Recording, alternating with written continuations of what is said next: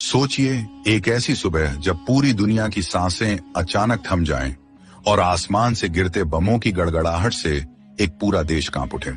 28 फरवरी 2026 की उस सुबह को तेहरान में कुछ ऐसा ही हुआ था, जब अमेरिका और इजराइल ने मिलकर एक ऐसा सीक्रेट मिलिट्री ऑपरेशन किया जिसने मिडिल ईस्ट के सबसे खूंखार और ताकतवर सुप्रीम लीडर अली खामेनेई को हमेशा के लिए मौत की नींद सुला दिया। आसमान से एक साथ 30 बम गिरे और 36 साल का पुराना राज एक झटके में खाक हो गया। आखिर सुपर पावर अमेरिका को इतनी बड़ी मिलिट्री एक्शन क्यों लेनी पड़ी, और पर्दे के पीछे की वह खौफनाक कॉन्स्पिरेसी क्या थी जिसने दुनिया को तीसरे वर्ल्ड वॉर के मुहाने पर लाकर खड़ा कर दिया। दिल थाम कर बैठिए, क्योंकि यह सस्पेंसफुल कहानी आपके रोंगटे खड़े कर देगी। इस खौफनाक कहानी की असली शुरुआत 28 फरवरी 2026 को नहीं, बल्कि उससे कई महीने पहले जून 2025 में हुई थी। मिडिल ईस्ट की राजनीति हमेशा से एक सुलगते हुए ज्वालामुखी की तरह रही है, लेकिन 13 जून 2025 को यह ज्वालामुखी भयानक रूप से फट पड़ा। इजराइल ने एक बहुत बड़ा एयर स्ट्राइक लॉन्च किया, जिसका मेन टारगेट ईरान के न्यूक्लियर फैसिलिटीज और मिलिट्री साइट्स थे। इजराइल को बहुत पहले से यह डर सता रहा था कि ईरान जल्द ही न्यूक्लियर वेपन बना लेगा, जो उनके वजूद के लिए सबसे बड़ा खतरा साबित होगा। ये कोई छोटी मोटी बॉर्डर की झड़प नहीं थी, बल्कि एक फुल स्केल वॉर थी, जिसे दुनिया भर के एक्सपर्ट्स ने 12 डे वॉर का नाम दिया था। इस 12 दिन की भयंकर जंग में इजराइल ने करीब 360 डेडली अटैक्स किए और ईरान के 27 प्रोविंसेस को अपना निशाना बनाया। तेहरान, जो कि ईरान की राजधानी है, उस पर सबसे ज्यादा कहर बरपा और वहां के 22 में से 17 डिस्ट्रिक्ट्स पर बमबारी की गई। ईरान भी चुप बैठने वालों में से नहीं था। उसने भी तुरंत पलटवार किया और इजराइल के शहरों पर सैकड़ों बैलिस्टिक मिसाइल्स दागे। हालात इतने ज्यादा बेकाबू हो गए कि 22 जून 2025 को सुपर पावर अमेरिका को भी इस खूनी जंग में कूदना पड़ा। अमेरिका के प्रेसिडेंट डोनाल्ड ट्रंप ने ईरान के सबसे सुरक्षित और अंडरग्राउंड न्यूक्लियर साइट्स जैसे फोर्डो, नटांस और इस्फहान पर बंकर बस्टर बॉम्ब्स गिराने का ऑर्डर दे दिया। कहते हैं ना कि लोहे को लोहा ही काटता है, और अमेरिका के सीधे दखल ने ईरान की सेना को पूरी तरह से बैकफुट पर धकेल दिया। 24 जून 2025 को डोनाल्ड ट्रंप के भारी दबाव के बाद एक सीज फायर का ऐलान किया गया और यह 12 दिन की जंग कुछ समय के लिए शांत हुई। इस जंग ने ईरान की मिलिट्री पावर की कमर तोड़कर रख दी थी। उनका एयर डिफेंस सिस्टम लगभग तबाह हो चुका था और न्यूक्लियर प्रोग्राम को ऐसा नुकसान पहुंचा था जिसकी भरपाई करना नामुमकिन लग रहा था। इजराइल के हमलों में ईरान के टॉप मिलिट्री लीडर्स मारे गए, जिनमें इस्लामिक रेवोल्यूशनरी गार्ड कोर यानी IRGC के हेड हुसैन सलामी और आर्म्ड फोर्सेस के चीफ मोहम्मद बघेरी शामिल थे। इजराइल के इंटेलिजेंस एस्टिमेट्स के मुताबिक ईरान के पास जंग शुरू होने से पहले लगभग 3000 बैलिस्टिक मिसाइल्स थे, लेकिन इस युद्ध में 500 मिसाइल्स फायर किए गए और करीब 1000 मिसाइल्स को इजराइल ने अपने एयर स्ट्राइक्स में जमीन पर ही नष्ट कर दिया। इस जंग में 610 से ज्यादा ईरानी नागरिक मारे गए, जबकि इजराइल में 28 लोगों की जान गई। लेकिन यह शांति एक बहुत बड़े तूफान से पहले की खामोशी थी। असल तबाही तो अब ईरान के अंदर शुरू होने वाली थी। जंग के बाद ईरान की इकोनॉमी ताश के पत्तों की तरह ढहने लगी।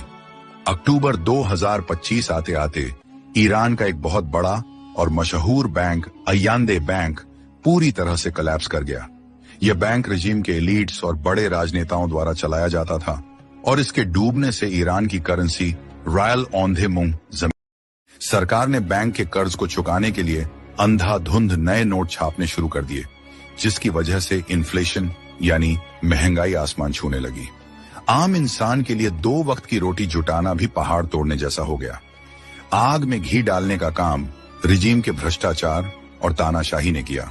जब अवाम भूखी मरती है तो बगावत जन्म लेती है, और ईरान की सड़कों पर भी यही खौफनाक मंजर देखने को मिलने वाला था। दिसंबर 2025 के आखिरी हफ्ते तक ईरान के हालात पूरी तरह से आउट ऑफ कंट्रोल हो गए। 28 दिसंबर 2025 को तेहरान के बाजारों में दुकानदारों ने करेंसी की गिरती कीमत के विरोध में अपनी दुकानें बंद कर दी और सड़कों पर उतर आए। रायल की कीमत गिरकर $1 के मुकाबले 1,01,20,000 रायल्स तक पहुंच गई थी, जो कि एक रिकॉर्ड लो था। यह चिंगारी कुछ ही दिनों में पूरे देश में जंगल की आग की तरह फैल गई। 187 से ज्यादा शहरों और सभी 31 प्रोविंसेस में लोग फ्रीडम के नारे लगा रहे थे और सुप्रीम लीडर अली खामेनेई की मौत की दुआ कर रहे थे। यह 1979 के इस्लामिक रेवोल्यूशन के बाद का सबसे बड़ा और खतरनाक जनसैलाब था। लेकिन अली खामेनेई की सरकार ने इस जनसैलाब को कुचलने के लिए जो खौफनाक रास्ता अपनाया, उसने पूरी दुनिया की रूह कंपा दी। 3 जनवरी 2026 को खामेनेई ने एक बयान जारी किया, जिसमें उन्होंने कहा कि इन दंगाइयों को उनकी असली जगह दिखानी होगी। ये सिक्योरिटी फोर्सेस के लिए आम जनता पर गोलियां चलाने का ग्रीन सिग्नल था। जनवरी 2026 के शुरुआती हफ्तों में सिक्योरिटी फोर्सेस ने निहत्थे सिविलियंस पर शॉर्ट गन और लाइव एम्यूनिशन का बेतहाशा इस्तेमाल किया। छतों पर बैठे स्नाइपर्स ने सीधे लोगों के सिर पर गोलियां दागी। Human rights activist in Iran यानी एचराना की रिपोर्ट द क्रिम्सन विंटर के मुताबिक 7,007 लोगों की मौत की पुष्टि की गई, जिनमें 236 मासूम बच्चे शामिल। आंकड़ा इससे कहीं ज्यादा खौफनाक था। एक डॉक्टर यासर रहमानी राड ने खुलासा किया कि उनके नेटवर्क के हिसाब से 30,000 से ज्यादा इनोसेंट सिविलियंस मारे जा चुके थे। दुनिया इस जुल्म को देख न सके, इसलिए 8 जनवरी 2026 को ईरान सरकार ने पूरे देश में इंटरनेट ब्लैकआउट कर दिया। देश एक खुली जेल बन चुका था, जहां खून की नदियां बह रही थी। अमेरिका और इजराइल इस पूरे खूनी खेल को अपने सैटेलाइट्स और खुफिया स्पाइस के जरिए बहुत करीब से देख रहे थे। CIA ने अपनी इंटेलिजेंस गैदरिंग बहुत तेज कर दी थी। उनका मकसद अब सिर्फ ईरान के न्यूक्लियर प्रोग्राम को रोकना नहीं था, बल्कि इस जालिम रिजीम का हमेशा के लिए जड़ से खात्मा करना था। इसी बीच अली खामेनेई ने 17 फरवरी 2026 को तबरीज अपराइजिंग की सालगिरह पर अपना आखिरी पब्लिक स्पीच दिया। उन्हें अंदाजा भी नहीं था कि यह उनकी जिंदगी का आखिरी भाषण होगा। उन्होंने अमेरिका को एक क्रम्बलिंग, ढहता हुआ साम्राज्य कहा और डोनाल्ड ट्रंप का मजाक उड़ाते हुए कहा कि अमेरिका की आधी से ज्यादा आबादी अपने ही प्रेसिडेंट को पसंद नहीं करती। खामेनेई ने बहुत ही गुरूर में कहा था कि अमेरिका उनका कुछ नहीं बिगाड़ सकता, लेकिन कहते हैं ना कि जब इंसान की मौत आती है तो उसकी अक्ल काम करना बंद कर देती है।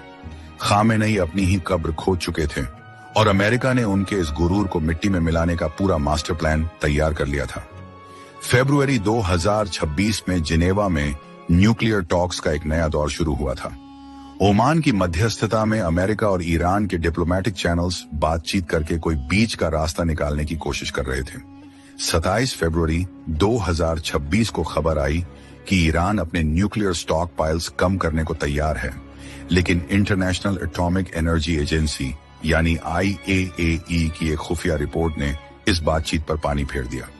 रिपोर्ट में खुलासा हुआ कि ईरान ने एक ऐसी अंडरग्राउंड हाईली एनरिकेड यूरेनियम छुपा कर रखा है, जिस पर 2025 के हमलों का कोई असर नहीं हुआ था। डोनाल्ड ट्रंप को यह चालबाजी समझ आ गई थी और उन्होंने साफ कह दिया था कि अगर डिप्लोमेसी फेल हुई तो मिलिट्री ऑप्शन इस्तेमाल करने में वो 1 सेकंड भी नहीं सोचेंगे। उधर इजरायल के प्रधानमंत्री बेंजामिन नेतन्याहू भी ट्रंप पर लगातार दबाव बना रहे थे कि अब बात करने का वक्त खत्म हो चुका है और सीधा एक्शन लेने का समय आ गया है। सऊदी अरेबिया के क्राउन प्रिंस मोहम्मद बिन सलमान ने भी ट्रंप को चेतावनी दी थी कि ईरान पूरे मिडिल ईस्ट के लिए एक बहुत बड़ा खतरा बनता जा रहा है और इसका इलाज बहुत जरूरी है। पर्दे के पीछे एक बहुत बड़ी मिलिट्री कंस्पिरेसी रची जा रही थी, जिसका कोड नेम अमेरिका ने ऑपरेशन एपिक फ्यूरी रखा था और इजरायल ने इसे रोरिंग लायन का नाम दिया था। CIA ने कई महीनों से खामेनेई के डेली मूवमेंट्स को ट्रैक किया था। खामेनेई बहुत सतर्क इंसान थे और ज्यादातर समय अपने अंडरग्राउंड बंकर में छिपकर काम करते थे।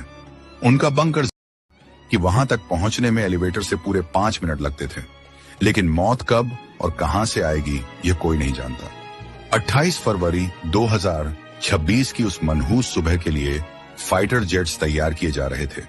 टारगेट पूरी तरह से लॉक हो चुका था और मौत का काउंटडाउन शुरू हो गया था। 28 फरवरी 2026 का सूरज ईरान के लिए एक कयामत लेकर आया। सुबह के ठीक 8:10 पर इजराइल के फाइटर जेट्स और अमेरिका के घातक ड्रोन ने ईरान के एयरोस्पेस में एंट्री ली। यह एक मैसिव और widely bold daytime attack था, जिसका मकसद सीधा और साफ था। टारगेट तेहरान, इस्फहान, कोम, कर्ज और करमनशाह जैसे बड़े शहर थे, लेकिन सबसे बड़ा और अहम निशाना तेहरान के बीचों बीच मौजूद खामेनेई का पर्सनल कंपाउंड था। उस वक्त खामेनेई अपने सीनियर कमांडर्स और करीबियों के साथ एक बेहद गुप्त मीटिंग कर रहे थे। उन्हें भनक तक नहीं थी कि मौत उनके सिर पर मंडरा रही है। अचानक आसमान गिरते हुए इजरायली फाइटर जेट्स ने कंपाउंड पर एक साथ 30 बम गिराए।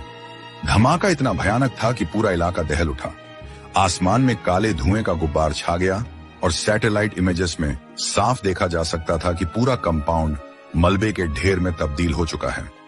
इस खौफनाक हमले में 86 साल के सुप्रीम लीडर अली खामेनेई मौके पर ही मारे गए। उनके साथ उनकी बेटी, दामाद, पोता और बहू भी इस हमले का शिकार हुए। यही नहीं, ईरान के टॉप कमांडर्स जैसे अली शमखानी, जो कि सुप्रीम नेशनल सिक्योरिटी काउंसिल के सेक्रेटरी थे, और IRGC के हेड मोहम्मद पाकपोर भी इस ऑपरेशन में मारे गए। एक ही झटके में अमेरिका और इजरायल ने ईरान की पूरी लीडरशिप का खात्मा कर दिया था। हमले के तुरंत बाद पूरे देश में अफरा तफरी मच गई। इनिशियली ईरान की स्टेट मीडिया ने इस खबर को दुनिया से छिपाने की पूरी कोशिश की और कहा कि खामेनेई सुरक्षित हैं और उन्हें एक सिक्योर लोकेशन पर ले जाया गया है, लेकिन सच को ज्यादा देर तक दबाया नहीं जा सकता। कुछ ही ट्रंप ने अपने ट्रूथ सोशल अकाउंट पर एक 8 मिनट का वीडियो एड्रेस पोस्ट किया। ट्रंप ने पूरी दुनिया को बताया कि उन्होंने ईरान में मेजर कॉम्बैट ऑपरेशंस शुरू कर दिए हैं और खामेनेई मारा गया है। ट्रंप ने अपने बयान में कहा कि खामेनेई इतिहास के सबसे बुरे इंसानों में से एक था और अब ईरान की जनता के पास अपनी हुकूमत वापस लेने का सबसे बड़ा मौका है। ट्रंप ने ईरान की जनता से अपील करते हुए कहा कि यह तुम्हारे लिए गोल्डन अपॉर्चुनिटी है और अपनी किस्मत अपने हाथों में लेने का वक्त आ गया है। खामेनेई की मौत की खबर फैलते ही ईरान के अंदर का नजारा किसी हॉलीवुड थ्रिलर मूवी जैसा हो गया। एक तरफ रिजीम के कट्टर समर्थक एंगेलब स्क्वायर पर मातम मना रहे थे और छाती पीट पीट कर रो रहे थे। वहीं दूसरी तरफ जिन परिवारों ने प्रोटेस्ट्स में अपने बच्चों को खोया था, वो खुशी से सड़कों पर उतर आए। तेहरान, करज और शिराज जैसे शहरों में लोग अपनी कारों के हॉर्न बजा रहे थे, पटाखे फोड़ रहे थे और डांस कर रहे थे। लोगों को यकीन ही नहीं हो रहा था कि राज खत्म हो गया है। लेकिन यह जश्न ज्यादा देर नहीं चला, क्योंकि आसमान से बम अभी भी गिर रहे थे। इसी अफरा तफरी के बीच मिनाब शहर में एक बहुत ही दर्दनाक हादसा हुआ, जिसने पूरी इंसानियत को शर्मसार कर दिया। मिनाब में स्थित शाजर तैयबे लड़कियों के एक एलिमेंट्री स्कूल पर इजरायल की एक मिसाइल गिर गई। यह स्कूल IRGC के एक नेवी बेस के बिल्कुल करीब था, जो असल में स्ट्राइक का टारगेट था। इस खौफनाक एयर स्ट्राइक में 165 मासूम बच्चियां मारी गईं और 95 से ज्यादा घायल हो गईं। मलबे के नीचे दबी किताबों और लहूलुहान खिलौनों ने पूरी दुनिया को रुला दिया। अस्पताल के मुर्दा घर पूरी तरह से फुल हो गए और लाशों को रखने के लिए रेफ्रिजरेटेड ट्रक्स का इस्तेमाल करना पड़ा। उधर तेहरान में बिना लीडर के रिजीम पूरी तरह से बिखरने की कगार पर था। पावर वैक्यूम को भरने के लिए आनन फानन में कॉन्स्टिट्यूशन के आर्टिकल 111 के तहत एक इंटरिम लीडरशिप काउंसिल का गठन किया गया। इस काउंसिल में Pezeshkian, judiciary chief Ghulam Hossein Mohseni Ejei और गार्डियन काउंसिल के मेंबर अयातुल्लाह अली रेजा अराफी को शामिल किया गया। पेजेशकियन ने तुरंत स्टेट टेलीविजन पर आकर ऐलान किया कि दुश्मन को इस गुस्ताखी की भारी कीमत चुकानी पड़ेगी और ईरान की फौजें बदला लेने के लिए तैयार हैं। इंटरनेट अभी भी बंद था और दुनिया से ईरान का संपर्क पूरी तरह से कट चुका था। किसी को नहीं पता था कि अगले पल क्या होने वाला है, लेकिन एक बात तय थी कि खून का बदला खून से लिया जाएगा। खामेनेई की मौत से बौखलाए ईरान ने ऑपरेशन ट्रूथफुल प्रॉमिस 4 के तहत अपनी पूरी मिलिट्री ताकत झोंक दी। 1 मार्च 2026 की सुबह ईरान ने दर्जनों बैलिस्टिक मिसाइल्स और सुइसाइड ड्रोन्स लॉन्च किए। इस बार उनका निशाना सिर्फ इजरायल नहीं था, बल्कि मिडिल ईस्ट में मौजूद अमेरिका के हर मिलिट्री बेस को तबाह करने का हुक्म दिया गया था। इजरायल के तेल अवीव और हाइफा शहरों पर मिसाइलों की बारिश होने, सायरन की डरावनी आवाजें लोगों के दिलों में खौफ पैदा कर रही थी। बेट शेमेश में एक मिसाइल सीधे रिहायशी इलाके में गिरी, जिसमें 8 इनोसेंट सिविलियंस मारे गए और 20 घायल हो गए। इसके अलावा ईरान ने United Arab Emirates, Qatar, Bahrain, Kuwait और इराक में मौजूद अमेरिकी ठिकानों पर भयानक हमले किए। लेकिन सबसे बड़ा भूचाल तो ग्लोबल इकोनॉमी में आने वाला था। ईरान के IRGC ने स्ट्रेट ऑफ हॉर्मुज को पूरी तरह से ब्लॉक कर दिया। ये वो समुद्री रास्ता है जहां से दुनिया का 20% ऑयल गुजरता है। टैंकरों को धमकियां दी गईं और कुछ जहाजों पर हमले भी हुए, जिसकी वजह से 150 से ज्यादा टैंकर्स खुले समंदर में फंस गए। इसका असर यह हुआ कि इंटरनेशनल मार्केट में ऑयल प्राइसेस रॉकेट की तरह ऊपर भागने लगे।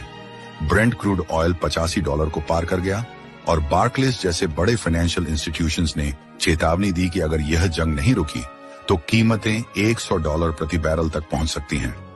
का यह बम पूरी दुनिया की अर्थव्यवस्था को तबाह करने की ताकत रखता था। शेयर बाजार क्रैश होने लगे और इन्वेस्टर अपना पैसा निकालने लगे। अमेरिका और इजराइल ने सोचा था कि खामेनेई को मारकर वो ईरान को कंट्रोल कर लेंगे, लेकिन उन्होंने अनजाने में एक ऐसे शैतान को जगा दिया था जो पूरे मिडिल ईस्ट को श्मशान बनाने पर तुला था। इस भयंकर युद्ध की गूंज सिर्फ मिडिल ईस्ट तक सीमित नहीं रही, बल्कि पूरी दुनिया 2 हिस्सों में बंट गई। दुनिया के बड़े बड़े सुपर पावर देशों में हलचल मच गई। रूस के राष्ट्रपति व्लादिमीर पुतिन ने इस हमले की कड़ी निंदा की और इसे एक सिनिकल मर्डर करार दिया।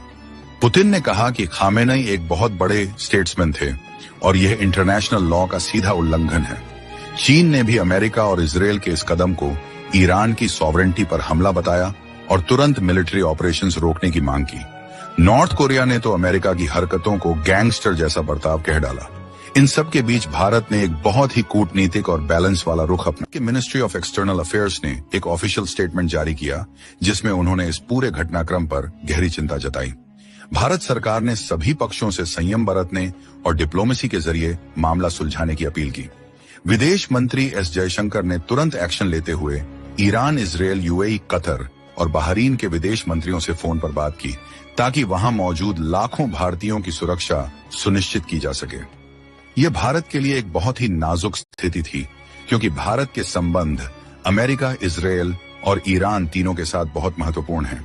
इजराइल में करीब 40,000 भारतीय रहते हैं और ईरान में भी 6,000 से 10,000 भारतीय काम करते हैं।